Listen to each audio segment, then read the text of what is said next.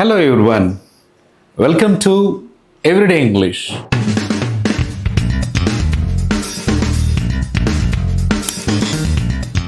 English అనేది global language.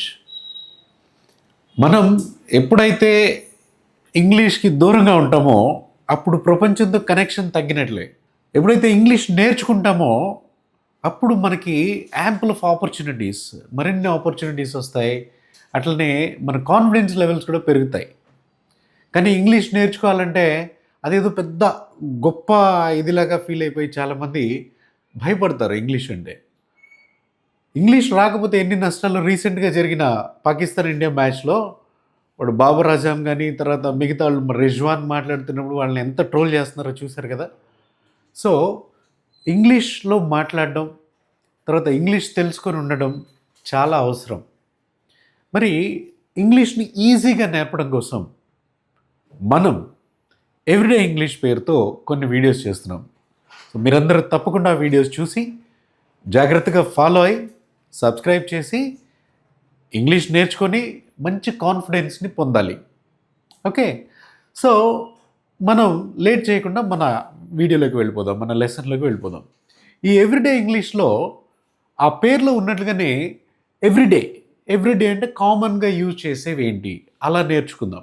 Okay, so learning English is easy here and if you try to learn it, it becomes quite easy and you'll become very strong and confident. And let us begin with ourselves first. అంటే మనతోనే start చేద్దాం learning అనేది. అంటే నాకు సంబంధించిన విషయాలు, అలా నేను అంటే ఎవరైనా మీరు అలా అనమాట. ఓకే, ఫస్ట్ మన విషయాల గురించి మనం చూద్దాం. ఇప్పుడు నా పేరు వెంకట్ అని చెప్పాలనుకోండి, ఎలా చెప్పాలి? నా వయసు ఇంత అని చెప్పాలి, ఎలా చెప్పాలి? తర్వాత నేను బిజీగా ఉన్నాను, నేను హ్యాపీగా ఉన్నాను, అంత నా గురించి. నేను ఒక టీచర్ని లేదా నేను ఒక స్టూడెంట్ని, ఇలాంటి విషయాలు అంటే మన గురించి మనం చెప్పుకోవాలంటే బేసిక్గా ఏముండాలో చూద్దాం. ఓకే, సో నేను అంటే ఐ. ఓకే, ఈ ఐతో యామ్ అనేది కలిసి ఉంటుంది. ఐ యామ్ అంటే నేను, యామ్ అంటే ఉన్నాను, నేను ఉన్నాను అని అనమాట. I am. Okay, first I am నేను. ఇక్కడ టీచర్ ఎవరు? I am. ఇంగ్లీష్ నేర్చుకుంటుంది ఎవరు? Yes, you are. So I am నేను, ఐ యామ్. దీంతో మనం స్టార్ట్ చేద్దాం. ఓకే, సో ఎందుకంటే real education begins with self learning. నిన్ను నువ్వు తెలుసుకుంటే నీకు ప్రపంచం అంతా తెలిసినట్లే. అందుకని ఫస్ట్ ఐ యామ్తో స్టార్ట్ చేద్దాం. మన పేరు చెప్పడం ఎలా? సో చూడండి, I am Venkat, I am Shyam and I am. మీ పేరు కూడా చెప్పుకోవచ్చు. ఓకే, సో వీలైతే ఒక నోట్బుక్ దగ్గర పెట్టుకొని ఐ యామ్ అని మీ పేరు మీరు రాసుకోండి. Okay, I am. Right, next age గురించి చెప్పాలనుకోండి.